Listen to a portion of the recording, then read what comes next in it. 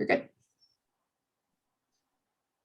All right, great. Well, glad for the few of you who are stopping in here as we start our early bird owl sessions for the spring regional meetings. And I can't believe it's already spring regional meeting time, but that means we're close to the end of this crazy year again. So I'm really glad to be here presenting with you. My name's Melanie Burnson, Wellsboro High School, and I think Darla and I would both say that we really have enjoyed our year as National FFA ambassadors this year, and being able to bring you folks resources and things that are useful to you in your classrooms. And I'm excited to share with you a couple of new resources today. So the two resources that I'm sharing with you today are both lesson-based resources, and we are not going to go through the video of how to find them again, because I think whomever is here, you folks probably for the most part were here in the fall when we did go over how to find the resources. But if you need a refresher, that's going to be in the box link, the Google Drive link that we're going to share with you after, that has all of the links and any resources that we have to provide you with. So these are found in the educator resources section on the National FFA website. And again, if you need some additional direction how to get there, we can share that with you. But the first one that I'm going to share with you today is Sustainability in Agriculture, and it's from Valent USA. And then the second one is the poultry science lessons that are provided by National FFA. So Darla, if you can share the two links from the sustainability into the chat. Darla does have the direct links to the sustainability lessons if you want to check them out while we're taking a look here. And also there's a little 2-minute video clip there. I'm not going to show it today, but it kind of is a good overview that could be kind of an introduction to sustainability for a class or conversation piece as a bell ringer that is provided by Valent. And it also gives a little background about their company and some of the different things that they're involved with. And, you know, I really like the fact that some of these sponsors are getting involved directly with National FFA and providing some money to put together some of these lesson series, because not only does it introduce our students to some of these concepts that we might not necessarily get to in our classes on a typical basis, but it also introduces them to some of the careers and some of the different components that could be future career choices for them. And that is also something that I personally sometimes feel like I miss, like all of the career connections or promoting individual, like actual workplaces where students could work in a field in the future. So this lesson series, the Sustainability in Agriculture lesson series, is a pretty short one. It's only 8 lessons, and it does have some hands-on activities with it, which is really great. There is a final assessment for those of you that need assessment questions or are required by districts to include those kind of things, or just don't like writing assessments on your own. And this also has some ties to FFA and SAE in it. So there's some really appealing connections with this lesson series. So the sustainability lesson series, again, where you find it, this is just a little bit of a picture of the website and specifically where you're going to look to find the series. When you're on educator resources, you select the lesson plan tab and click sustainability, and they will come up for you. There's actually 2 things in that drop box. You want the top one if you're going there. So I have a couple of the activities just up here that I thought were kind of intriguing to be able to pull into a classroom setting. I just included the evaluation to take a look at. Like I said, that's something that is often you know, important and necessary for us to include, but I also included this activity here that talks about sustainable packaging, and what a neat way to kind of connect.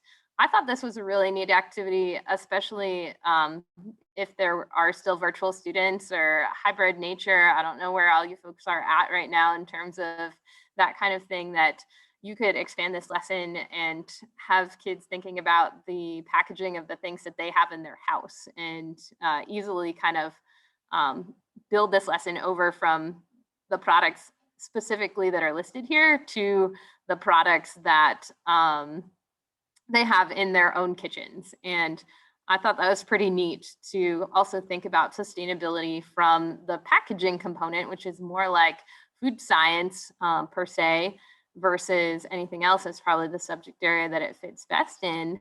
But we don't always think about sustainability at that part of the value chain or the production chain. A lot of times we're thinking about sustainable actions in more of the production part, the earlier part, perhaps the growing part, or having to do with natural resources.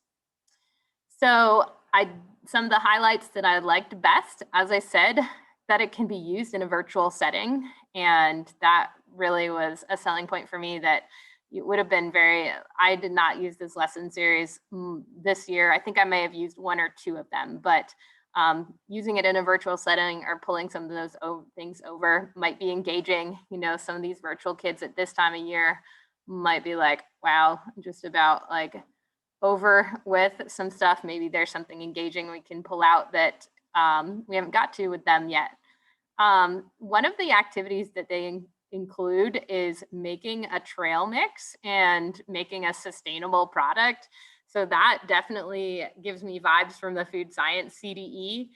And again, you know, what an interesting opportunity to still engage remote students, perhaps sending packages to remote students of trail mix, either as an interest approach or the ingredients for them to make trail mix, so that they could still participate in the activity and process the sustainability of each one of those ingredients into the whole product for the consumer. So it is included as a unit as this 8-lesson package, but it also is really easy to break this up and spread it throughout a class, or just use as standalone lessons here and there. So I was really thinking about using it in my ag leadership class. That's where I used part of a couple of lessons. And I also used a lesson, they have a great lesson in here on making a survey and for consumer assessment, like an agri-science research project. And I used that and remade it into something that I was using with a student that was doing consumer research. And I don't see a lot of lessons like that about how to create the consumer survey and what kind of questions to ask. And so my students struggle with that because I have not done a ton of agri-science research with them in the past. So that was nice to be able to just pull that out and be like, okay, this is where that kind of is at. CDEs that it highlights in here, and I love this about some of the national FFA resources, that it introduces my students to CDEs that I wouldn't normally be sharing with them necessarily. So ag issues, there's a whole lesson on the students doing a mini ag issue about sustainable practices as part of this. Marketing and marketing plans, food science, absolutely, as well as the agri-science research that I was telling you about. So in the future, I would love to incorporate it into an intro to ag class, or an ag business class would be an ideal location to pull some of these lessons in. And this is the kind of thing, folks, that really could enhance some of the other things that you're doing. If you're already using a curriculum like Case Ag Business, maybe there is a more engaging lesson in here that could help to accompany an ag business class like that, where a lot of their lessons per se don't have a whole lot of like hands-on component for the ag business. All right, so I'm going to move on here if my computer didn't stall. Oh, there it goes. To the next one. So the second one I'm sharing with you today is the U.S. Poultry and Egg Curriculum. And Darla's got that link in the chat for you. So this one's sponsored by U.S. Poultry. And it is a 13-lesson series about the poultry and egg industry. Also has a lot of FFA and SAE infused concepts. And bonus, a companion guide so students can teach elementary students. So it has an ag literacy component with it. And that's super awesome. I really like that quite a bit. And again, love the industry connection. Love that there is industry involvement and that the students are thinking career-wise throughout this whole thing. So where to find it? Sorry, my computer's just a little laggy here. Okay, good. Is also in the lesson plan area on the Educator Resources tab, US poultry and eggs right below sustainability. How about that? Two right next to each other. So with these lesson series, it goes through, it pretty much could be like a basic poultry unit, like in an intro to ag class, you know, everything from poultry breeds to different body systems to vertical integration and the top producing states. And so that's what these two activities are here, which again, they do a really good job of trying to connect some hands-on things for students to do in a lot of these FFA produced lesson series. Yeah, turkey facts and vertical integration. And again, where would I use it or how would I use it in the classroom? I would definitely use it in an intro to ag class. And I don't teach a lot of poultry with my students, but I think this is a great opportunity for me to add some more in to my classes. And animal science class, it would work great with. The ag literacy component is awesome to just hand over to your FFA committee that works with elementary students, or if you have an ag literacy committee that does that kind of activities, so that the students have lessons that are already prepared for them or easy to understand that they can just pass on. I know sometimes my students struggle with creating those things and they see how hard it is to be a teacher, and especially an elementary teacher, but this gives them appropriate age level materials at their fingertips. Poultry SAE, this is a great opportunity to engage some students in that, or a foundational SAE if they were doing ag literacy and exploring the poultry industry. And if these were in ag literacy lessons, they certainly could be in person or they could be virtual. And I know some of us were stopped in our tracks with our ag literacy kind of activities this year with the whole virtual component or not being allowed to go to elementary schools. But this is a great opportunity, you know, for students to make a video and be able to share that with elementary students or have some sort of live feed, live Zoom that they are working with a classroom or working with an after school program. So it's not as much of, sorry, your kids don't get to do this anymore. For me, I just keep trying to encourage my kids. It's how you're going to solve the challenge, how you're going to overcome it. And, you know, the best thing that we're doing is teaching our kids critical thinking and problem solving. And we do that every day. But this pandemic is just another way that we're teaching them how to problem solve and still do ag literacy. And here's some tools in their toolbox to help them to do that.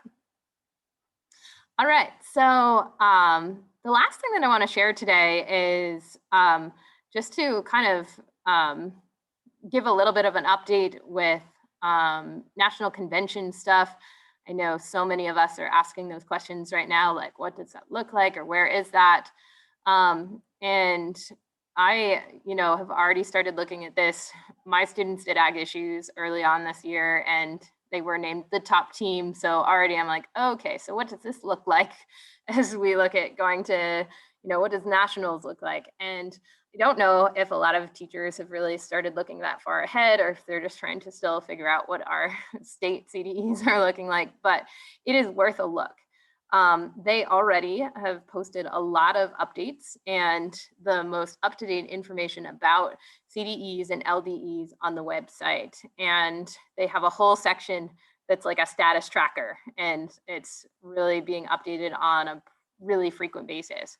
There are many changes. And, just this past weekend, somebody was like, oh, I guess if I have a Parley team, I'll take them to nationals. And like, oh, but wait, that already kind of lays out the situation for all teams. And so, I'll just use ag issues for an example. Like that right now is the one CDE that has already been declared that it's fully virtual, that yes, it's happening, but there is no in-person. And so my kids aren't going anywhere. But that's really important for me and as advisor, because I'm already having to pivot and say, okay, what does this look like now? If I've never brought an ag issues team, but if I had, it's not going to look anything like I ever have before.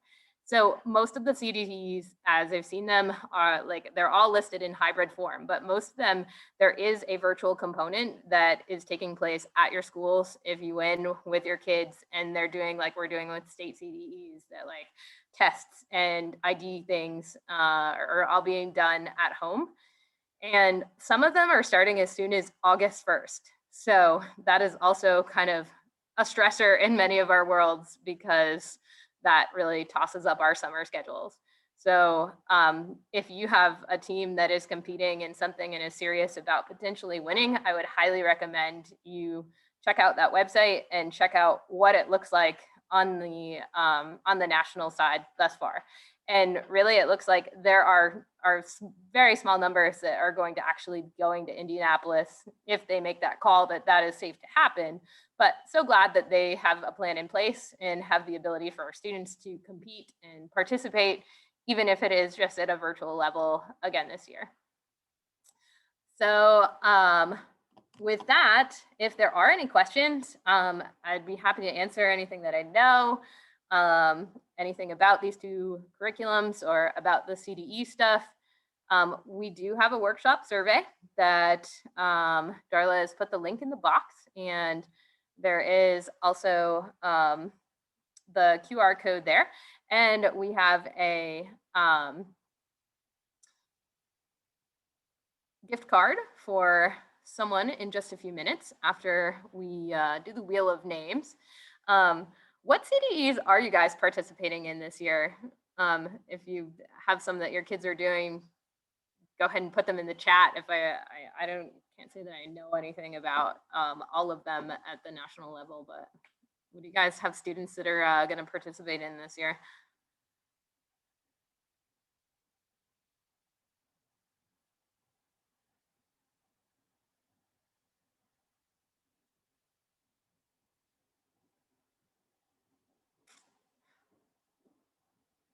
No quality, ag com, stock, public speaking,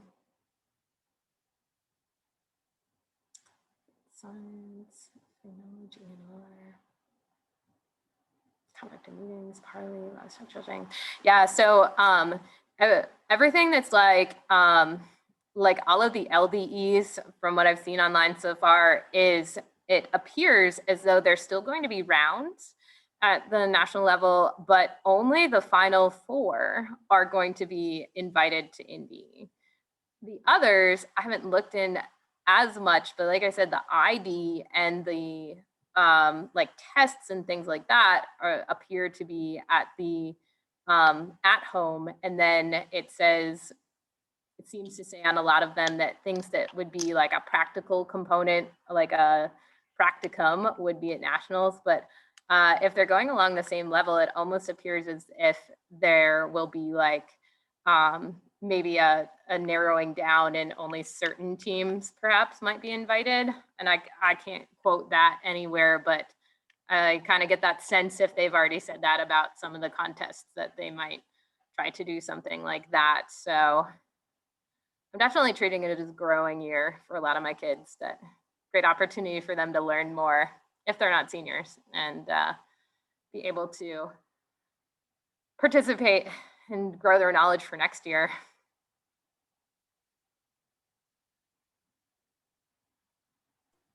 I am ready with the wheel of names whenever you're ready, Melanie. So.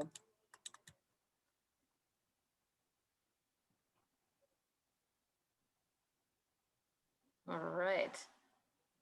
Oh, we got lots more friends on here now. We did? Yeah. So what I did, yeah, thanks everyone for joining us here. I know everyone's done teaching at different times, but I had to make the decision to cut it off somewhere. So I cut it off at a nice even 3:47. If you joined before 3:47, I did put your name on here.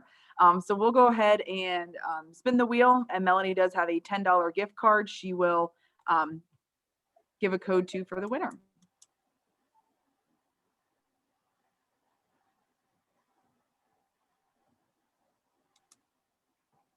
Woohoo! Congratulations, Diana. Thanks so much for joining. Yay, great job. All right. Any other final questions? you know, sometimes Darla and I know things sooner than other people, but never any sooner than Mike Brammer. They always tell us state staff is the first to know everything, and then the teacher ambassadors are like a couple days later. But they did tell us like they're making decisions late spring. They said I'm gonna say probably in May. I would anticipate probably hearing something about all those nationals decisions and how that's going to happen. And they said they've been just watching the basketball closely because all that NCAA happened there. But yeah, just definitely keep abreast, keep checking that website. And if there's anything else you guys have like interest in, feel free always to ask Darla and I questions. If there's certain like curriculums or things you're like, what if, does National FFA have this or this? You know, we're happy to help you. Or if there's young teachers out there that have any specific topics that you want us to share with you, then we definitely are able to help use some of the resources that are already available and make your lives easier. So thanks so much for having us today, and hope you have a great regional meeting.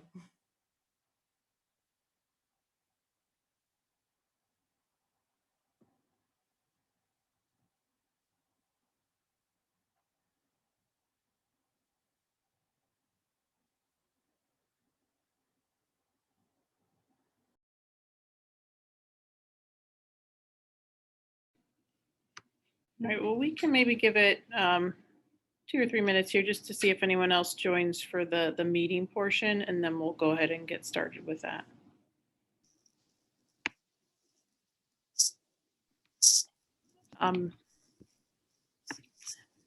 Hey, while we're waiting, everybody, hold on here. I just shared in the chat the link to the folder. The folder is set up with, it's a folder of folders. So hopefully it helps keep us organized as we go through, as different reports, financial reports, and so on. So the sign-in sheet is there as well. Hopefully I have understood Google at this point and have the permissions off that everybody can access everything. So you want to go ahead and start perusing all the materials that are in there, signing the sign-in sheet. That would be great.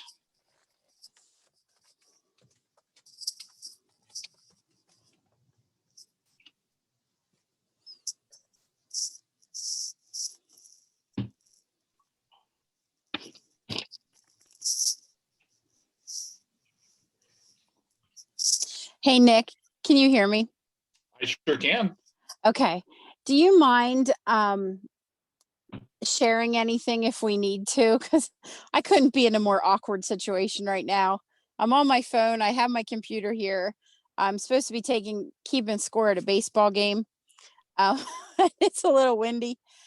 So if we need to share anything, if you don't mind doing that, that would be great. I can sure do that. Okay. Thank you. And did you see Michelle just said, where's the link?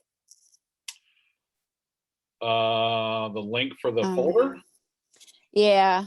It's right above Michelle's message. Okay.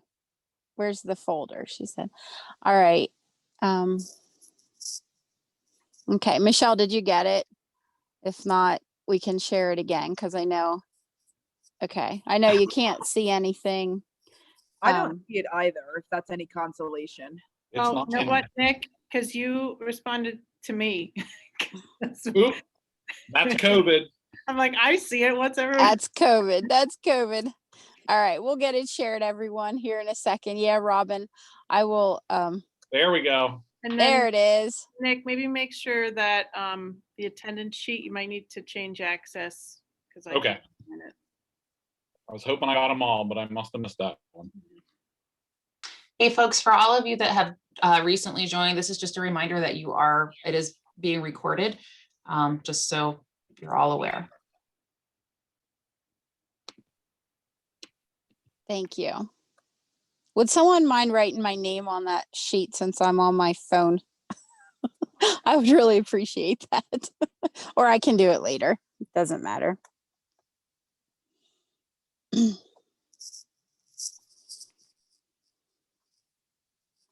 So Casey, as soon as you think it's time, you just let me know and we will go ahead and get started.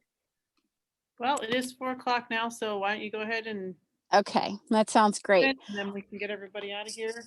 Okay, well, Yes. welcome everyone. It's good to see or not see whatever we're doing, but it's good to be together regardless of how that is. I hope all is well and you're holding on to your hats on this windy day in Pennsylvania. At least it's windy where I am, that's for sure. We'll go right ahead and get started with Casey's report. If you have anything to share at this point. Yes, okay. So welcome. I like kind of Krista said, and I know Melanie was saying this earlier in the ambassador program, like it's hard to believe it's already springtime. I know the end of the year is getting busy for everybody. So hopefully we can have a great end of the school year here, and kind of start off with, like, if you guys ever need anything, please reach out to me. I will do my best to help out in any way that I can, as well as the rest of our board members, I'm sure would do the same. Since we last met in the fall regional meetings, kind of just going to run down a list of things that I've been doing on behalf of the organization. First was the NAAE convention, really, at the end of November and December. We also held a holiday gathering for folks then in December as well. A couple people attended, which was kind of nice to just socialize with everybody before we went off to Christmas break. Attended a bunch of different meetings. We've been doing several meetings for the Policy and Bylaws Committee to kind of get those revisions, which we'll talk about when we get to that committee report. Couple FFA Foundation meetings, one in December and then also in February. We held 2 board meetings, one in January virtually, and then again in March here, just to conduct business as a board. We also held the National Policy Seminar, and we kind of opened that up. So we had a few individuals from the organization attend that. I was one of them. I thought that they did a really good job, and there was a special NAAE Ag Education track, the one part of that. So that was a nice kind of maybe different scenario for the National Policy Seminar. And then we've been doing a lot of conference planning. So I know we're going to get to talking about that later. I've attended a couple meetings with that committee just to kind of assist and provide some feedback from a board perspective to that committee as they make plans. And I think they're doing a really great job with that so far. Then with the help, a lot of help really, from Deb Seibert, we were able to put together 2 financial wellness seminars. One geared more towards our early career teachers to start figuring out kind of planning and investment strategies to prepare for things in the future. And then another one that was geared more specifically to our folks that are making the decision to maybe retire in the next couple years and make sure that they know what they need to be doing as they make that decision. And I think those went really well. Hopeful that maybe if you guys, those that maybe were participants of that, if you like them and enjoyed them, that maybe is something we can continue to do on an annual or every so often basis. Also been attending some of the commission meetings. There was one back in November and then another one recently here, actually yesterday. And Scott will, I think he's here with us tonight, so he'll be sharing some of the news from the commission as well. So really that's my report. Does anyone have any questions about any of those events or meetings? Okay. All right, thank you, Casey. We'll move on to Darla. What would you like to share with us, Miss Darla? So hi, everyone. Good to see you again. Hopefully, like the spring weather, we get a chance to get outside and away from our computers here in the spring a little bit further. A lot of the same initiatives that Casey just mentioned, just being involved with like virtual NAAE and then like the National Policy Seminar, really can't speak enough about just getting together with other ag teachers across the country when we haven't been able to travel.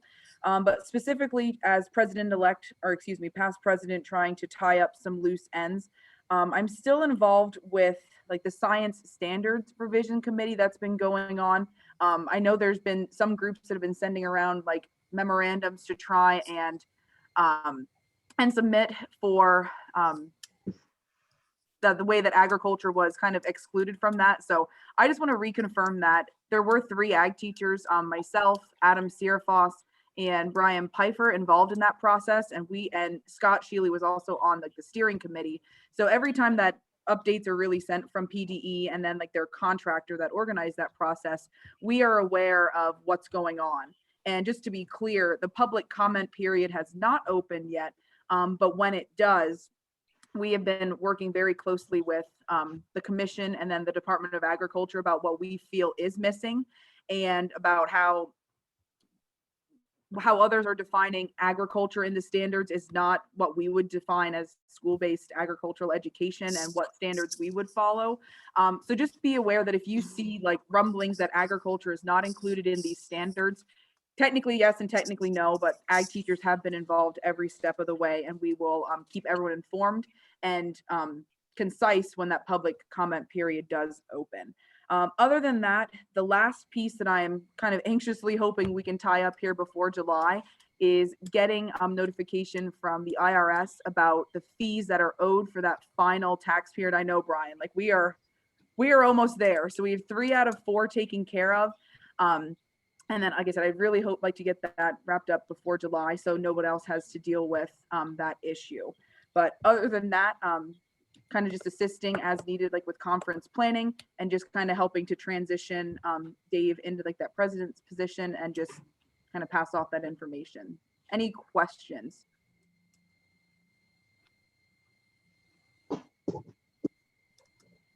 All right. Well, yeah, thank you, Darla, for all your hard work. We really appreciate it.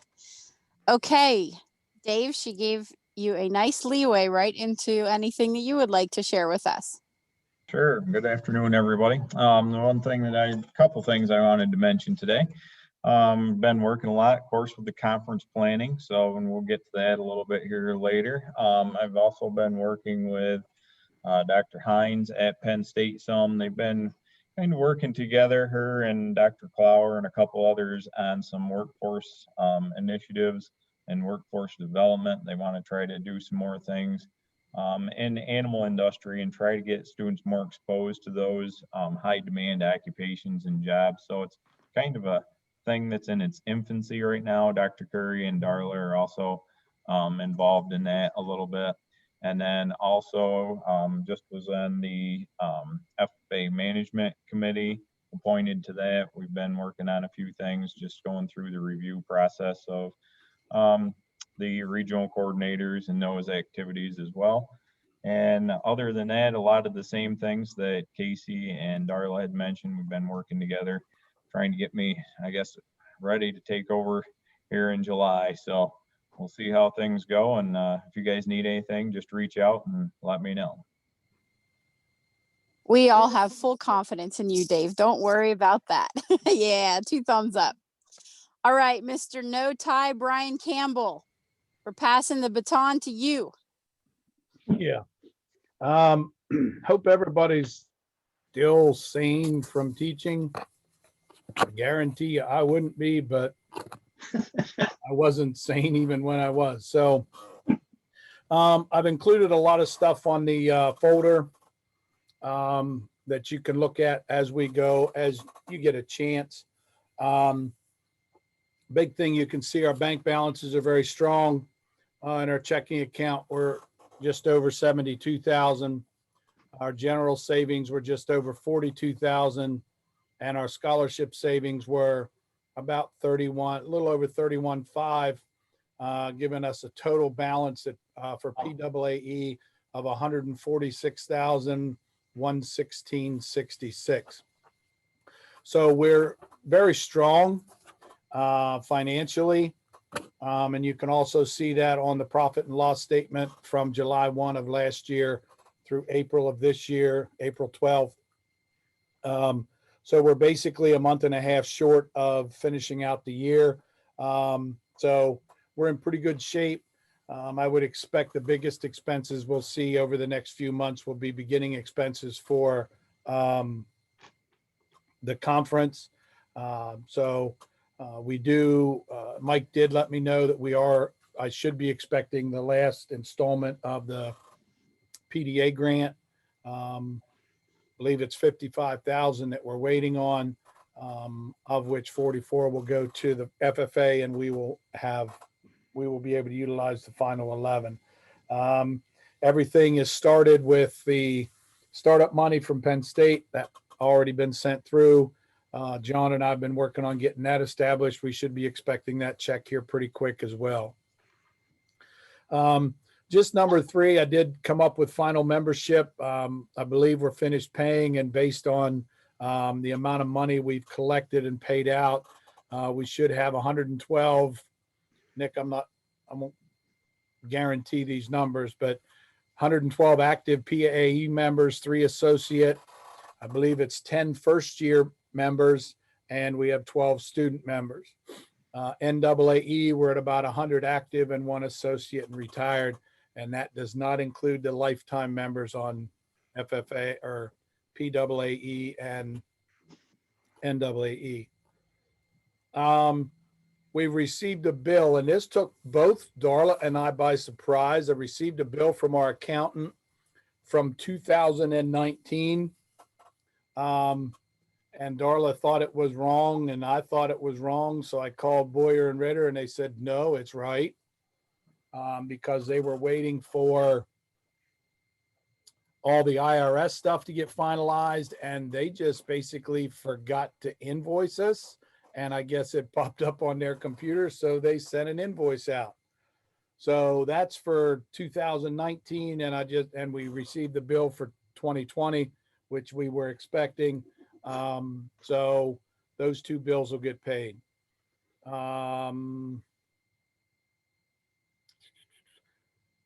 Also, the one big thing that I included with everybody, and you can look at it if you want to, or you can just not bother looking at it at all, is a 5-year comparison of all our income and expenses that we'll be able to utilize for budget processes in the future. So that's just there. You can kind of look at how things have been looking for us. Again, as Darla said, we have not received anything from the IRS, so we have no clue where that stands. We were hoping it would be done back in February, but it's not done yet.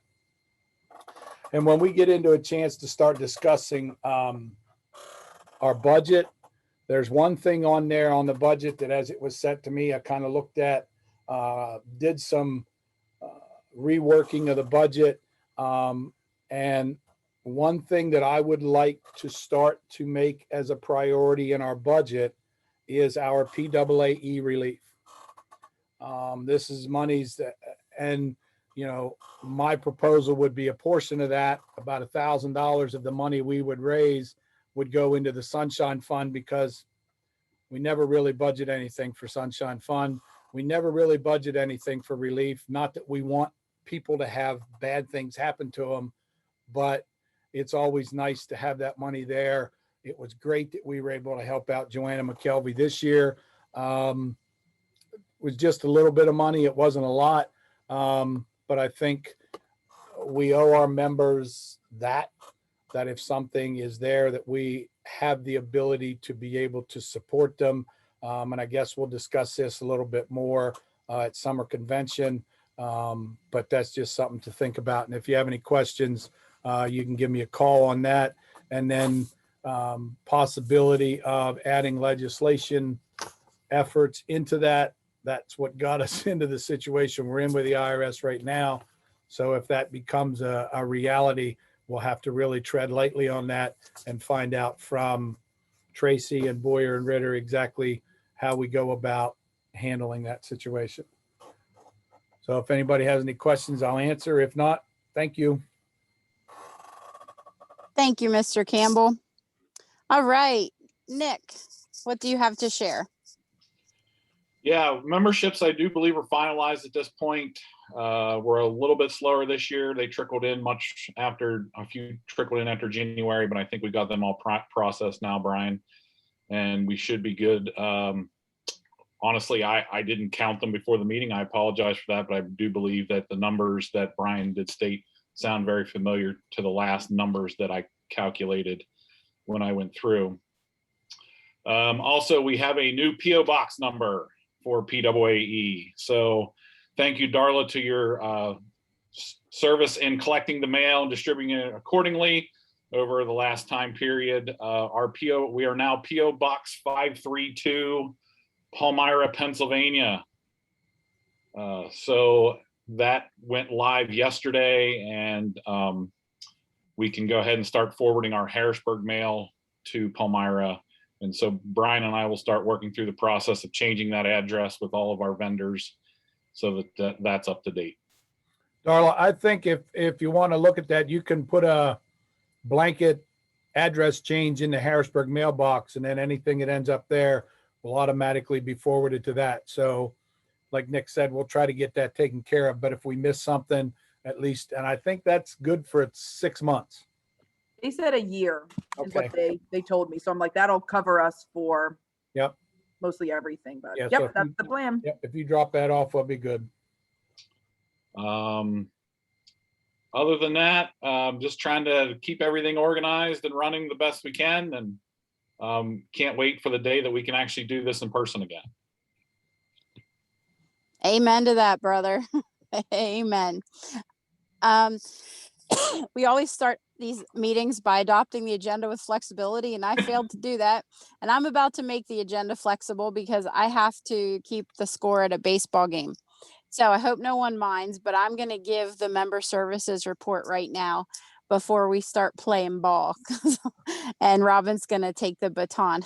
See, that's a track joke, but I don't know how to do that. It may not surprise anybody that I don't run too much.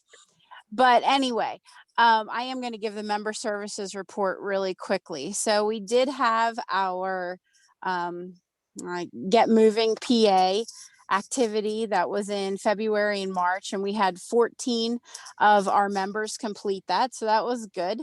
They made 300,000 steps in 30 days. So that was really cool. We will have an award happening at the summer conference. So we'll do a drawing, and it will happen at the summer conference. We also have our Run Across PA in April and May going on right now. So I think there were 8 teams. I think that's what I saw. I actually didn't look today, but 7 or 8 teams who are all trying to get all the way across Pennsylvania and, of course, beat everyone else. So that's a little fun challenge for us to keep our health and well-being at an all-time high during a global pandemic, correct? And the last thing that I have to report, we did decide as a board to have an accelerate, which is for years 7 to 15. Of course, if we're doing it in Pennsylvania, doing it ourselves, we can expand those years or do whatever we want. We talked a little bit about having it at the summer conference, but it just seems like it may work better as a standalone event just because of the nature of the hybrid, which you'll hear about in a little bit, the hybrid nature of the summer conference. So at this point, we're going to bump that off until the fall, and we'll talk about it probably during the summer and determine what is the best time. I know there's no good time, but when is the best time to have the Accelerate conference, and hopefully we can find a Friday night and Saturday or whatever we decide works to have that. I really do think that teacher burnout is going to be at an all-time high after this year, and there probably is no program that is more important than Accelerate to us right now. So I'm really excited that we are taking on that challenge, but we're just going to have to bump that off until the fall. So are there any questions for the Member Services Committee? All right, if not, we will move on to Penn State. I think I saw Dr. Curry. Yes, ma'am. Thank you, Krista. Sure. You guys have the report and you can read, so I'm not going to go through it line by line, but I will hit the highlights just to make sure that we're all on the same page. In communications news, I'm actually going to drop this in the chat. One of the first things to recognize is that we have a new directory that's a login system, and so if you don't mind just checking to make sure that A, you can log in, that you have an account, and B, if you don't, request one. But that is the place where we house all of the teacher information behind a bit of a login screen. And it is a great place to query all things that you need for ag teachers. You can actually search it by zip code and a few other cool features. So that's up and running. We're happy to continue that for our second year. Beth Matthew does a great job with the blasts. We're continuing using that as our primary communication every Tuesday. And in hiring news, we now have a new Tara Ingram. If you remember, Tara left for a similar center in the fall, and we went through the hiring process, and Erin Messino is her name. We can announce that now. She starts on Monday. So we're happy to have her on board. So even though things have been crazy with COVID and everything, now there will be a friendly face, and not the ugly mugs of myself, Dr. Ewing, and Dr. Foster when you communicate with Penn State. Other news, in cooperation with the Ag Education Commission, we've hired OAC specialists that will be dedicated towards revitalizing and prioritizing what OAC structures look like across the state. Those people are David Riverick, John Seaman, and Beth Matthews. So they'll be working, they'll have hours, and they will also be sort of leading those efforts towards making sure that there's attention paid to those. So more to come on that. Also, and I'm not sure if it's on this, I don't think it's on the agenda here, but a graduate student of mine, Kendra Flood, is working on some extended contract work with some research, and she will be delivering, or she did deliver to the exec committee, a draft of a document of sorts that will help teachers justify their extended contract times by sort of having a framework for what typically goes on in the state of Pennsylvania. So we'll have hours for state convention and ag teachers conference and all the different professional development during the year. And the intent here is to, again, give you a tool to leverage to your local school districts to say, here's the time I'm spending beyond my normal contracted period, to help sort of codify that at a state level. And so again, more to come there, but the goal is to make it easier for you to justify your extended contract time. And lastly, on in-service, we are ending the year on our professional development series for our professional development theme for biotechnology. More to come, and we have not announced, I don't think. That will happen at PAAE conference this summer. We will be announcing our new theme for professional development for 2021-2022. New and beginning news, just some metrics for you. We have 41 current teachers who are eligible for our new and beginning program. 31 of them have participated in some capacity this year. Obviously, it's been weird due to COVID, and there's been a lot of online workshops. However, we're pleased with those numbers. That shows that the new and beginning program is thriving and working as it should be. The Teach Ag Avengers have been doing quite a bit for recruitment and retention. They've been hosting quite a few events for future students. They've also been helping out with some CDEs and LDs throughout the state for some of the regional qualifying events. And just a last little plug that we also commend the job that you guys do every single day. If you remember, we started a project called Teach Ag Trees, which is sort of a way to sort of show on your wall, if you will, the cooperating teachers that you've hosted in your program, but as well like where you came from, where your ag education journey started. We're going to reboot that back up in the fall and sort of send out new filler plaques for the people that have had changes since that time, and also get the people that hadn't initially signed up to do that process earlier. So all that to say, we know the job and the role that you play in recruiting the next generation of agriculture teachers, and we thank you for sending them in our direction. All right. Oh, one last thing, Chris, just one last thing, which is just a candidate update. We have 8 in our current cohort. We have 16 that I'm placing right now across programs across the state, 19 for 23 and 12 for 24. And so our numbers are beginning back to stabilize in what I would call more normal territory in the double digits. And we look forward to that continuing in the future. So thank you for all that you do. Sorry, Kristen. That's okay. Thank you for all that you do. We really appreciate it. I think that Mr. Brammer is next, and Robin, I'm going to pass it to you because these young Wildcats are ready to play ball. Okay. Thank you. Go Wildcats. Thanks, Krista. So in the folder for PAAE in the Google Drive is a the FFA report. Like Dr. Curry, you can look over my report as well.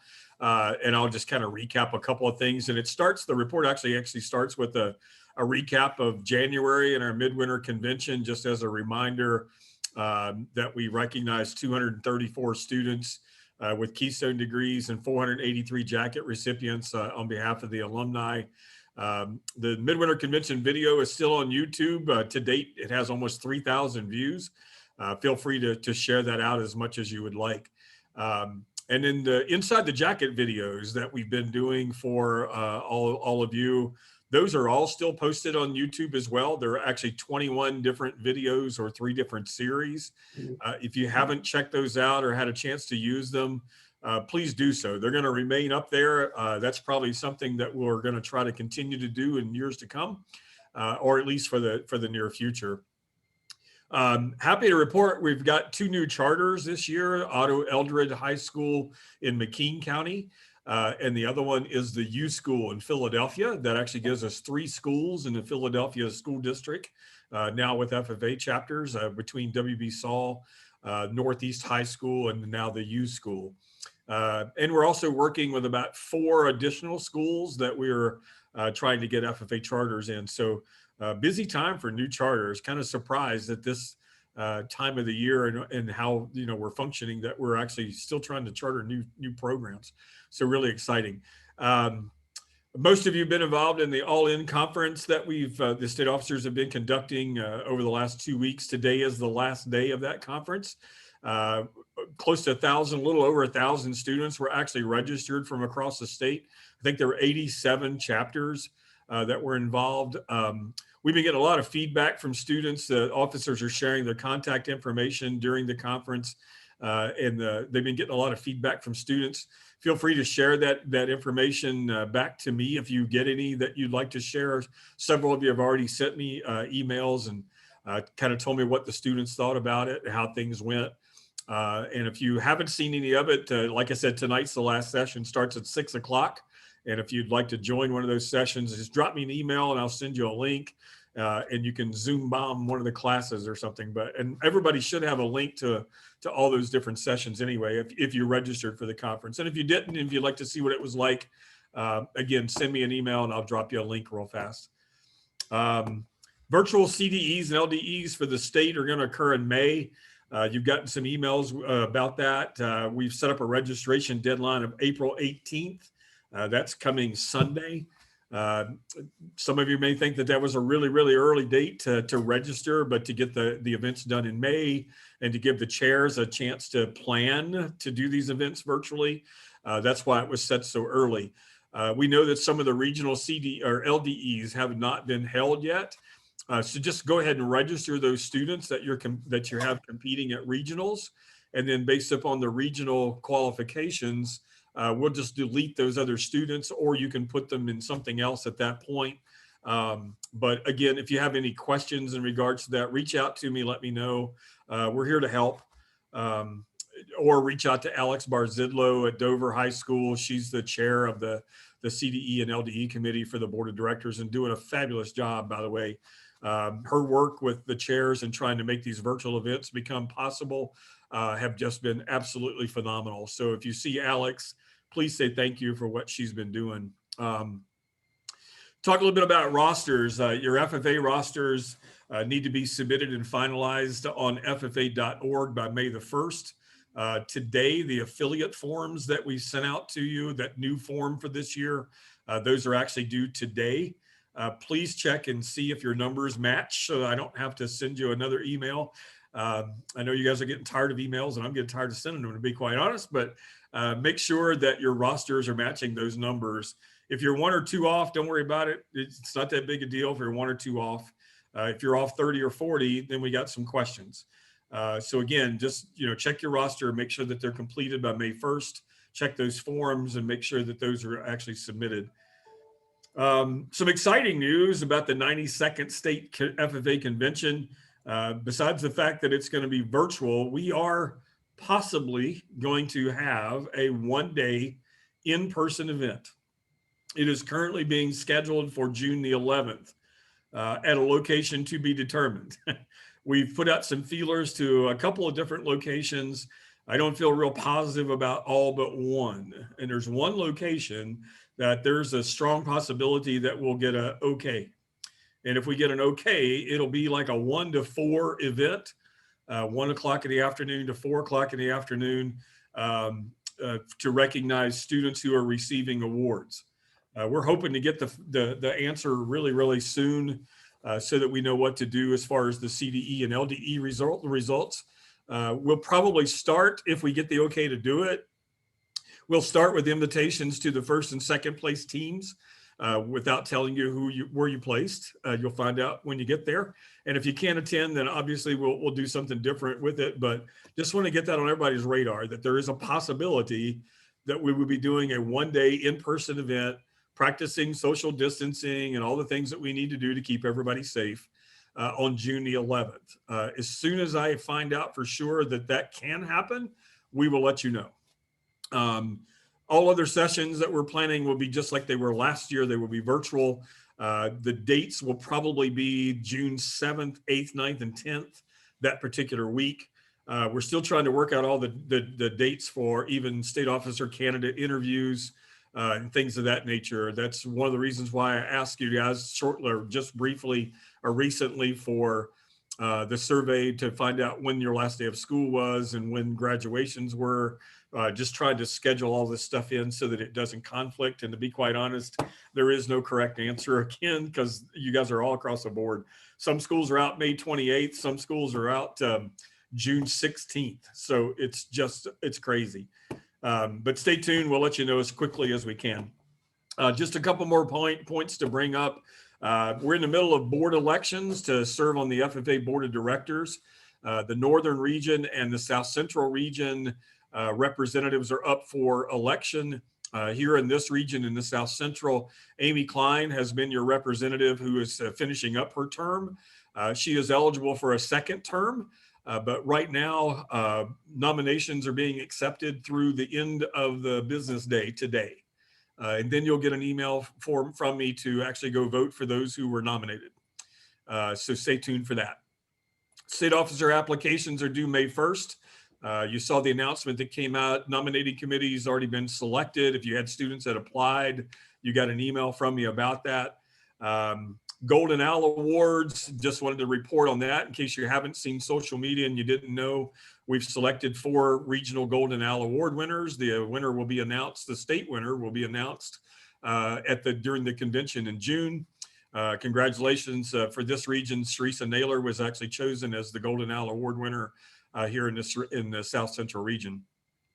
If you're on the call a little bit earlier with Darla and Melanie, our FFA advocates, teacher advocates, they shared with you a link. I also have that in the report on CDEs and LDEs at the national level. Melanie talked a little bit about, and I'll share with the rest of you about the possibilities of the National FFA Convention happening or not happening and what it looks like. The bottom line is we haven't gotten an answer yet. We don't know for sure what's going to happen.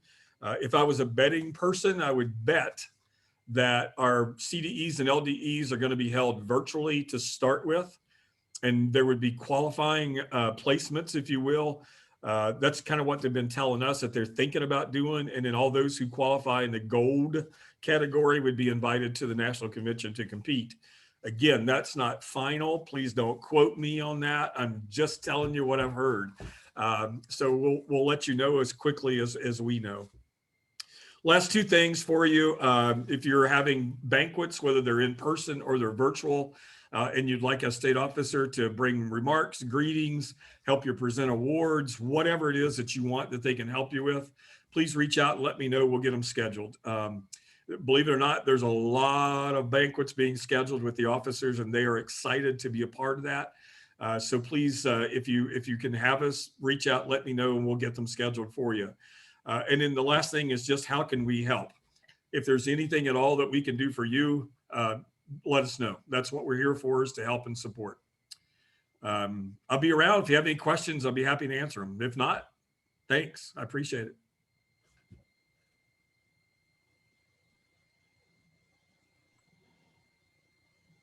All right, hearing no questions. Next up, we have the alumni with Sharisa.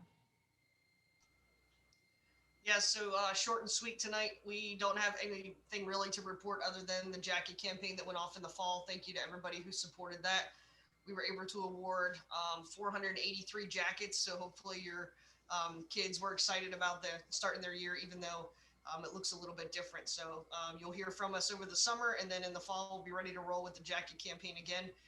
Everything else that's really alumni related was kind of put on hold this year. WLC was canceled from National FFA. So we'll kick off the scholarships again next year with those. So thanks a lot. That's it. All right. Next, we have the FFA Foundation, Sarah Sparks.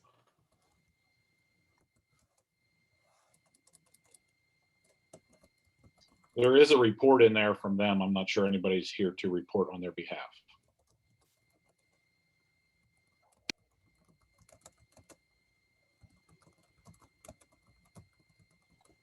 All right, so I guess you can read over the report on your own. If you have questions, reach out to Sarah or someone else from the foundation with any questions that you have.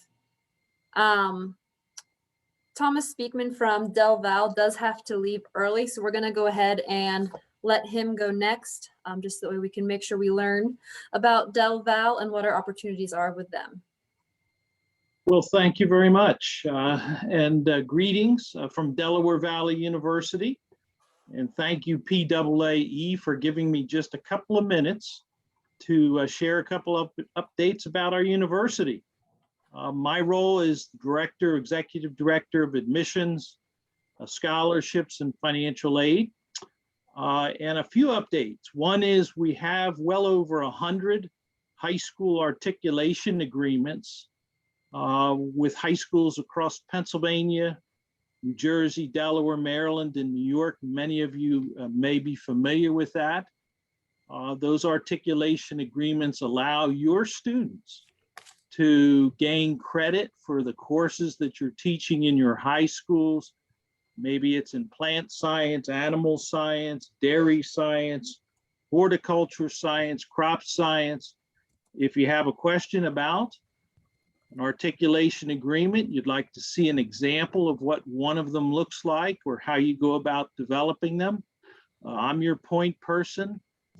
I'm kind of like the Pony Express. I get on my horse and I go out to the high school and drop the messages off, and then we go back and forth with our faculty reviewing the course syllabi to determine if we would award credit for that. Some high schools, i.e. Big Spring High School, has 8 courses that articulate with Delaware Valley University. So students can potentially bring in 24 credits. And each credit is $1,000. So you think of that as a $24,000 scholarship. We also have articulation agreements with 8 of the CASE classes, Curriculum for Ag Science Education. So if you're interested in knowing more about articulating with high school courses, articulating CASE courses, glad to work with you, glad to help you out. I would be your point person, so don't hesitate to touch base with me. In terms of what's new, I put in the folder some information about our animal and plant science programs, our dairy science programs. The newest academic program we have is equine therapy, which is geared for not the horse, but for individuals who have physical disabilities, learning disabilities, wounded warriors, veterans. And some of you may chuckle when I say this. We're rolling out a cannabis certificate in the fall. It's a 17 credit certificate in cannabis growth and production. So that's new there. We have a new greenhouse on the campus. And again, love to connect with you. Love to have an opportunity to develop articulation agreements. It helps your students out. It's a scholarship. So again, thank you, Casey. and David for allowing me to take just a couple of moments, put a face and a name together, and want to wish everyone a very successful end of the school year. So I don't have any other prepared remarks, but I'll just leave it with that if I could.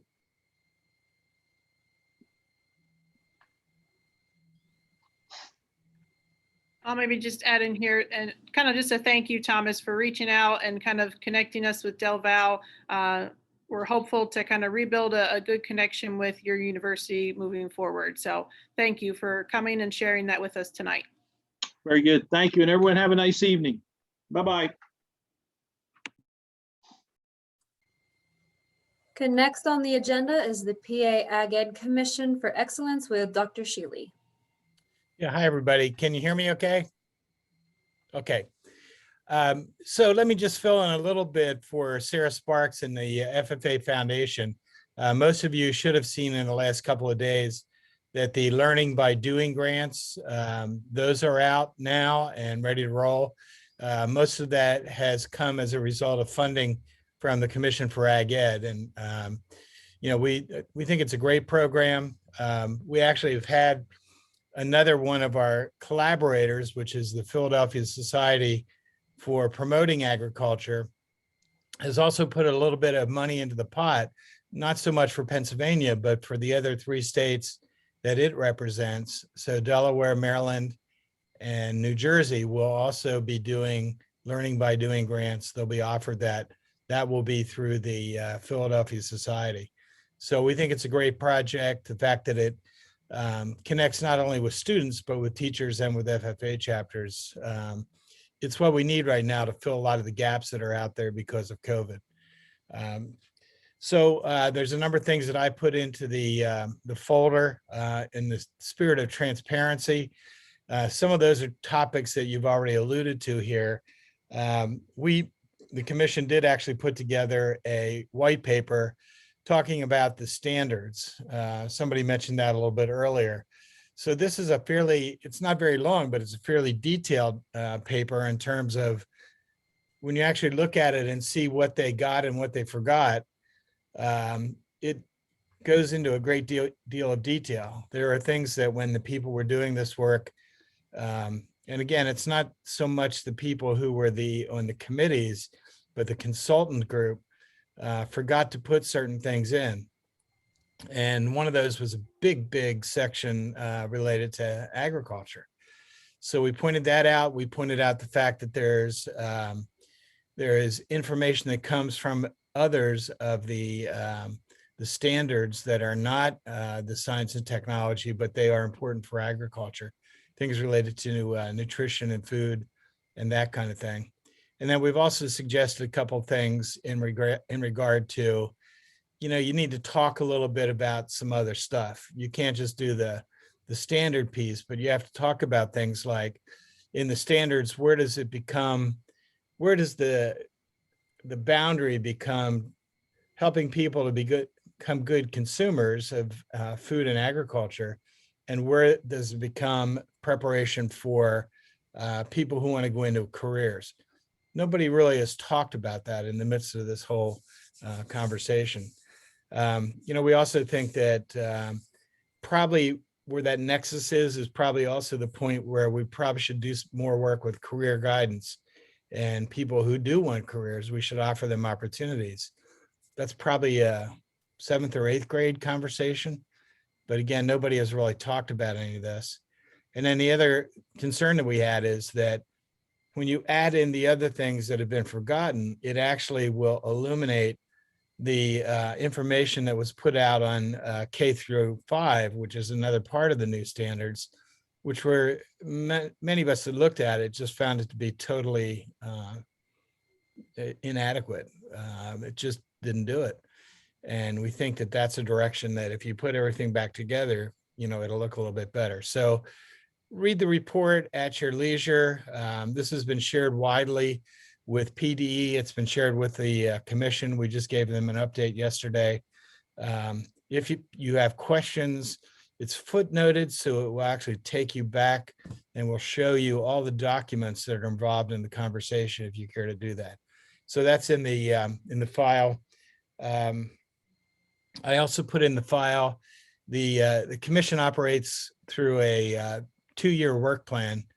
And this is actually at the end of the first year. So one of the things we did yesterday at our commission meeting is that we offered, and when I say we, I'm talking about the staff of the Ag Ed system.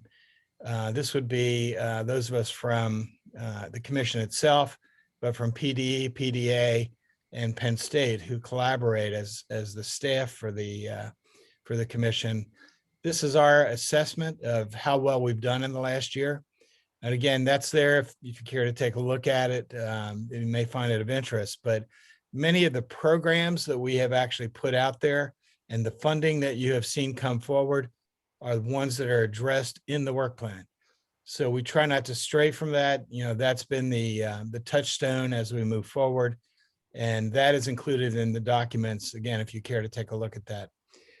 The other thing that I put in there was we did approve, I think it was the meeting before last, a certain amount of funding for various projects.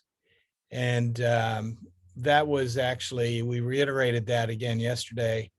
If you care to see where that's going, you know, that document is in there as well. It says draft on it. It's no longer a draft, but it has been approved by the commission.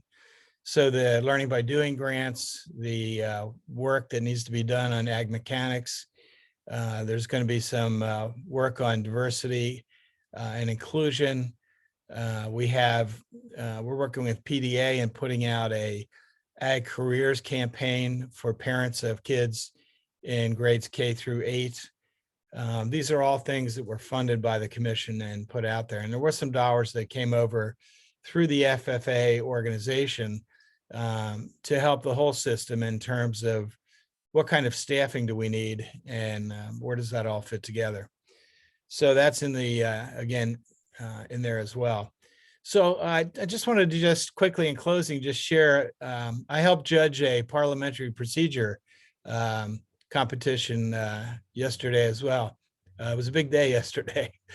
And, you know, one of the things that happened is that we had, at the end of it, the judges and the teacher who was facilitating everything, I think had a really, really good conversation about what we're really about when we do these competitions. And one of the things that we affirmed with one another was that it's really not just a matter of checking the box, although I think a lot of the teams, when they get in there, they want to make sure that they got all of them because that's part of the rubric for the judging. But some of this has to do with, you know, we're doing parliamentary procedure for a reason, you know, to provide an orderly way to build consensus toward agreement on things that we need to do. And it just, the reflection, and I think you'll probably hear this fed back, was that maybe we ought to, if not in the competitions, maybe in what we do with parliamentary procedure, offer some opportunities to see real meetings, meetings that go for an hour and a half, meetings like this one where there's an established agenda and, you know, all the rest of it. Sometimes in the midst of trying to check the boxes, you might miss the point.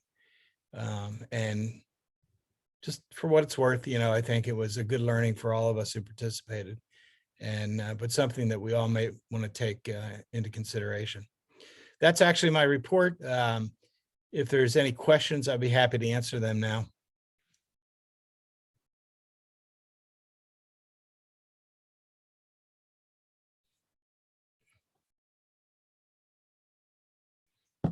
Thank you. Always good to be with you. All right, thank you, Dr. Shealy. Next is the SAE specialist, Carol Fay. Hi, guys. Thanks for inviting me today. I have my helper with me. I don't know if you could, oh, there he is. Say hi, Cooper. I'm on grandma duty today. Just a couple updates. I did do a report and it's on the, in the Google Docs. AET has done some videos and added them to the AET system. So throughout AET, there are round blue circles with 3 white dots in them. Whenever your students come across those or whenever you come across those, Those are little videos that Roger did that will be helpful in those sections of AET. On the FFA YouTube, there's also some AET videos that I've done that are instructional to help with market manager and breeding herd manager and some other things. Included in my report are the list of American degrees. So make sure that if you have submitted any American degree applications, that you check that list to make sure that I have them all. They've been submitted. We still have 2 kind of in the works, and we're waiting back. Sorry, we're waiting from National FFA for any information about edits on those. I haven't heard anything yet. Star Keystone emails went out yesterday and today. So if you have a state Star Keystone candidate, you should have gotten an email with the link for the Zoom and all the information that you need. If you didn't get that email, let me know. Send me an email and I'll send it out again. This summer, I'm planning to help with reviewing national proficiency applications again. And one thing that Scott didn't mention, I don't think, unless I missed it, this SAE position is supported by the Ag Ed Foundation now, or the Ag Ed Commission, I'm sorry, the commission. So does anybody have any questions? And I'm still doing visits virtually. So if you guys or any of your students need any help with anything SAE related, let me know and we can set that up. Thank you. Maybe on a similar note here, related to what you ended with, Carol, the commission is now also supporting those OAC specialist positions. You guys have probably seen that shared. So I don't know, like Beth, if you're still on here, did you want to mention anything from an OAC position, or I don't know if she's still on? She got off and I didn't have anything from her to report. That's okay. I didn't add it to the agenda, but it's one of those where maybe moving forward, we'll make sure that those folks are represented at the organization as well with any updates that they would have.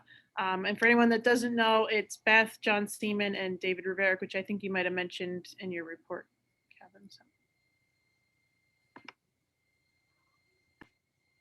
Okay, next we're moving down into the committee reports. Krista already gave the member services before she had left. As far as marketing committee, I don't have anything at this time to report from the marketing committee. That brings us to strategic planning with Steinfeld. So Kayla Pooley is the person that's taken on that responsibility as I'm stepping into the new role here. I know that they have been working on the strategic plan and they're coming along, I think, fairly well with it. I haven't talked to her lately, so I don't know what else she might have to report on that.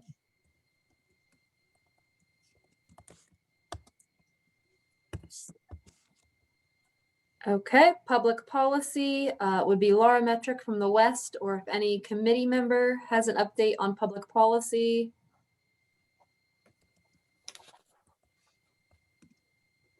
The only thing I would add for that is there is a public policy referral form. It is listed on the website under the committee section under the public policy committee. So if there is a public policy issue that you would like brought before or brought to PAAE's attention, they ask that you just go ahead and fill out that form and submit it to Laura or myself, and we'll see that it makes its way to the committee for review.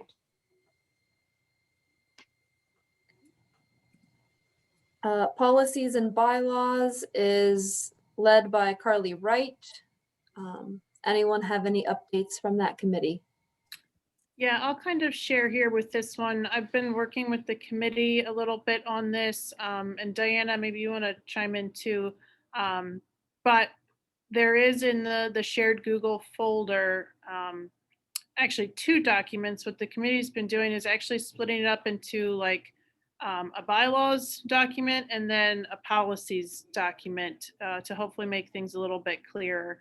But kind of consider it like your 30-day or so review period, public comment or whatnot, so that we can get the membership's feedback for that committee on anything that we feel needs to get added, changed, etc. So Diana, do you want to add anything as well? I was just looking at the shared folder and I'm not quite sure where you're saying that it is. This would be the folder that Nick shared with us. Yeah, they were in there, I thought, but we'll make sure they get in there. Maybe we'll change that.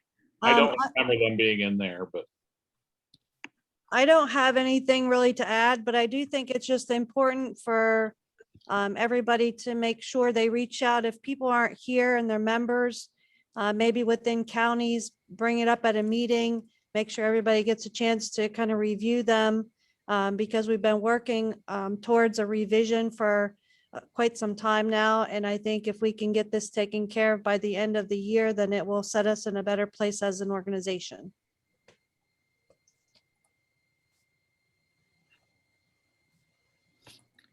Yeah, I have them. I'll add them in there real quick. The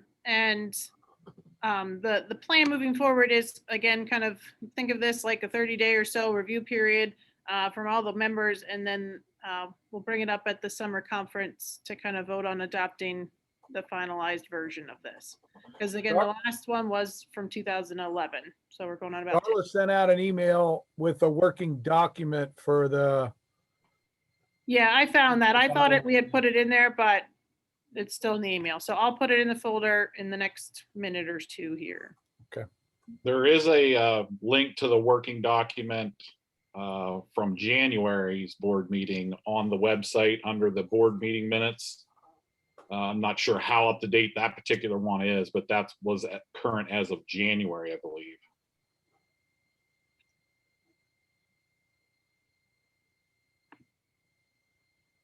Nick, I don't think that's probably the most up to date unless it's a working, if Carly is working on it through Google Docs and updating it because some information was just shared within the last 5 or 6 days.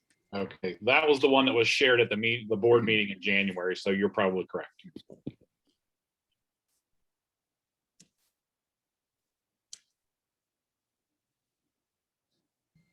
All right, so we'll get that information to you. Our next committee is the Finance Committee.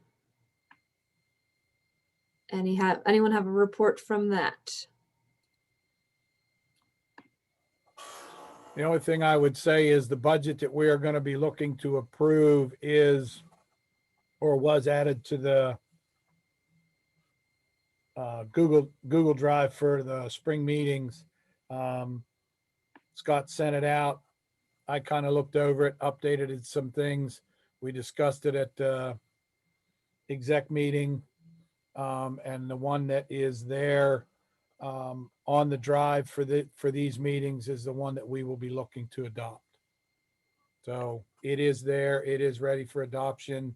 And like I said, it's, you know, the big thing on that is the only real addition to that is the PAAE relief money. I'd like to propose that each member, and I don't think we're going to go through and add it to the actual dues. I think it's just something that I would request a strong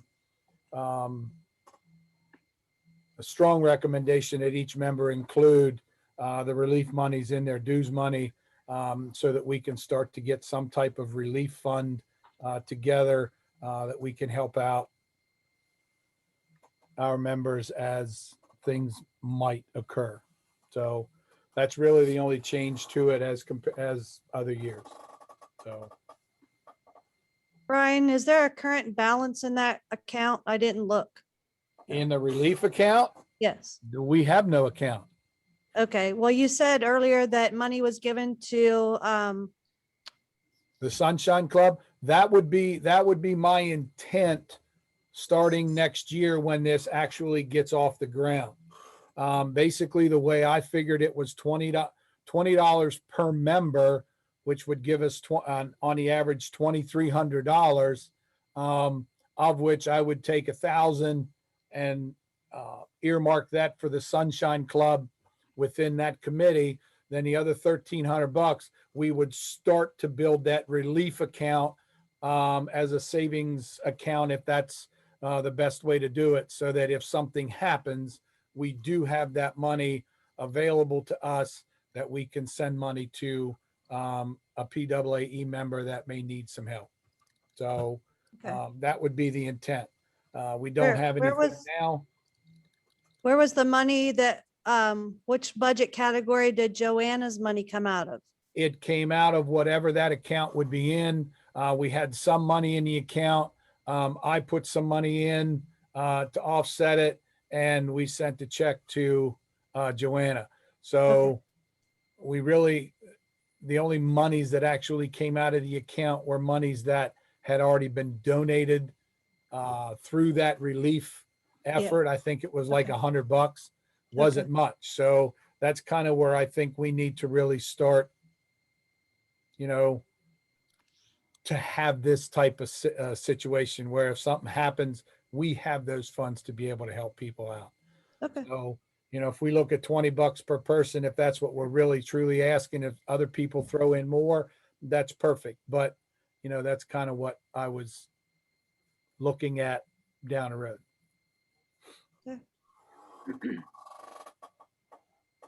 Thank you. And I'll just maybe comment here with the budget. We're a little behind because last year summer conference, we didn't kind of do as much of our normal budget planning and preparation because it was virtual. And then it is something that maybe fell through the cracks a little bit. So Adam and Brian kind of worked on kind of two different versions, and we came up with the one that's posted there. So we want feedback from everybody. If you have comments or suggestions, share them with us, and so that we can kind of get a finalized budget together. The board will then be meeting in June and voting to approve a budget for the coming year.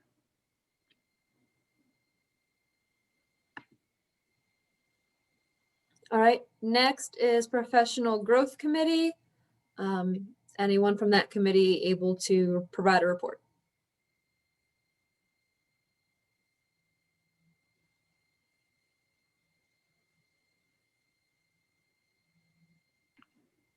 I guess I'll just maybe share, just maybe congratulations to all of our award winners that were announced recently for the state. So that was posted on social media. I don't have the list in front of me right now, but it was on Facebook. If you don't know or want to know, I can find it for you. But if you see any of those individuals, kind of congratulate them, and then they're moving forward with that process, basically. All right, standing special, summer conference. So I guess I can talk about that one a little bit. There is in the folder a document that has kind of like a little flyer for what we're going to plan on hopefully doing this summer. So we're looking at a hybrid type workshop, and it's, if you haven't seen the dates, July 13th to the 15th. So we're looking at starting on a Tuesday, with Tuesday being pretty much all virtual.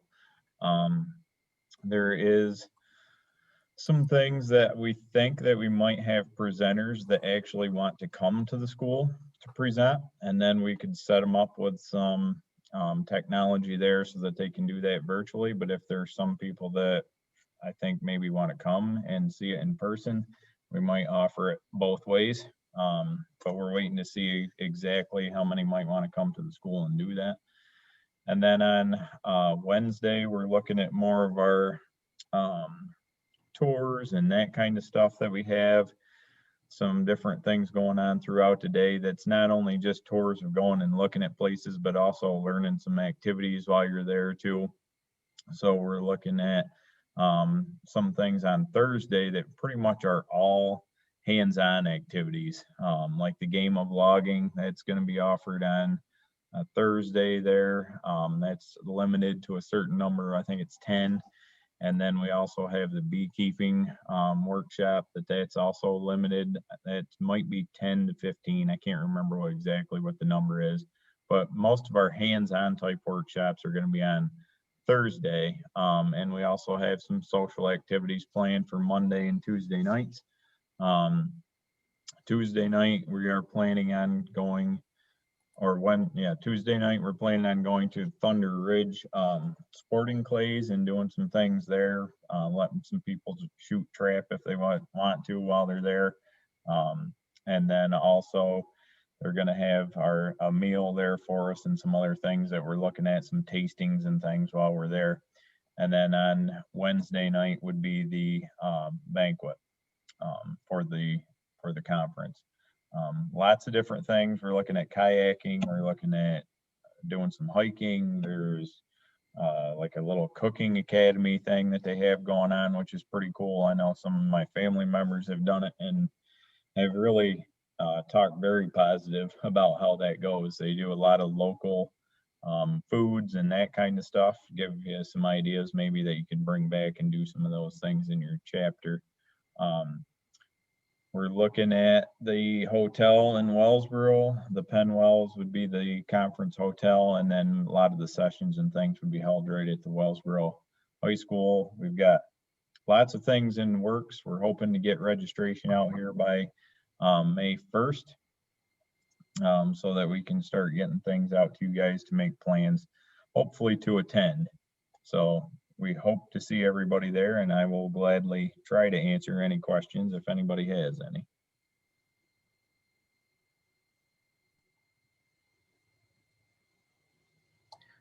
All right, thank you.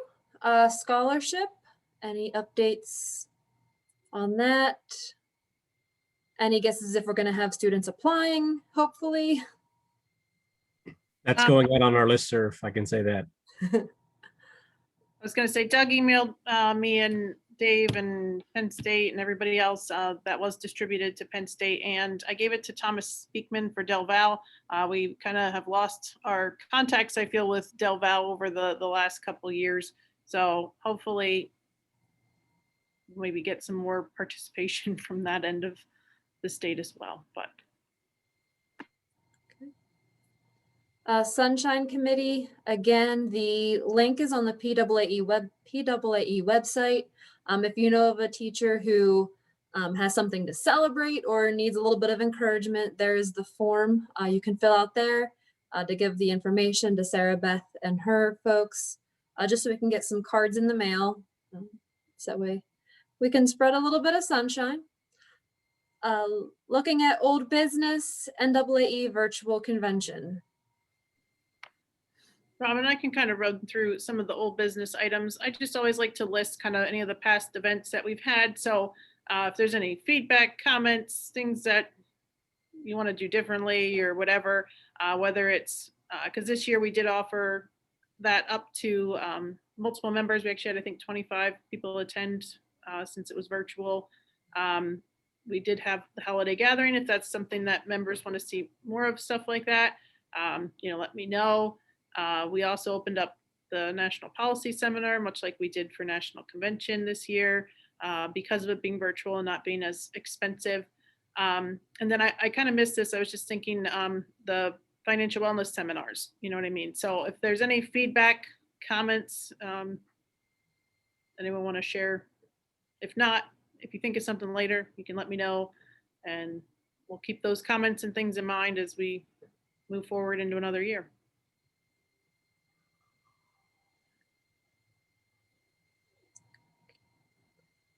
Looking at new business, we'll need to elect a new South Central Vice President. I know there was the nomination form that was sent out as my second term is ending. So you'll need to have someone to replace me. I don't remember when the nomination form closes. It should be closed. Okay. And I just checked what Nick had sent. Nick, do you know if there was anything added, but we had one nomination for the South Central region, as far as I'm aware. And that was Amy Klein. That's correct. So Amy, do you accept the nomination? It just depends. If I'm serving on the PAFFA board, you can only do one at a time. Those nominations close today too.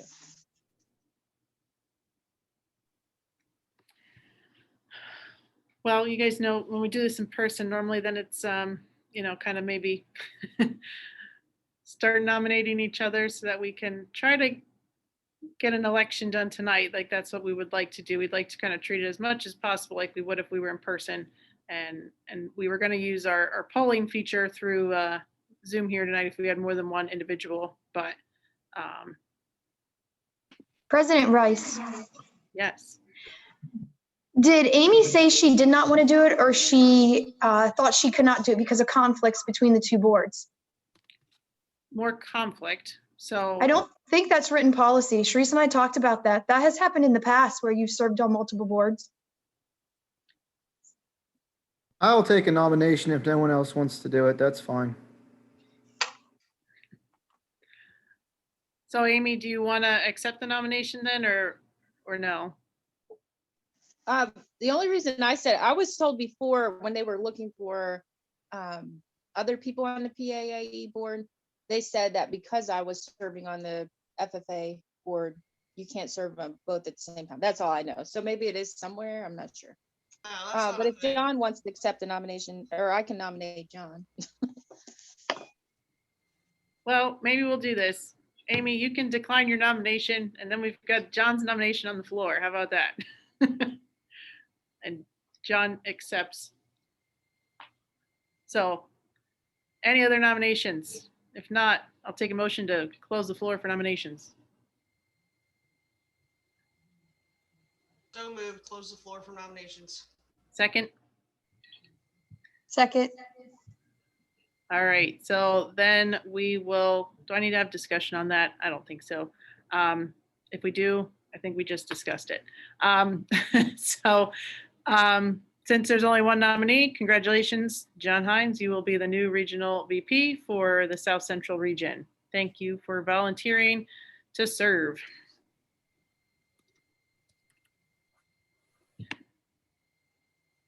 All right, then I'll maybe just keep going here. Take over for you, Robin, a little bit. Just kind of put down, is there any kind of like current needs of the members, anything that anyone feels they want to bring up for discussion at this time?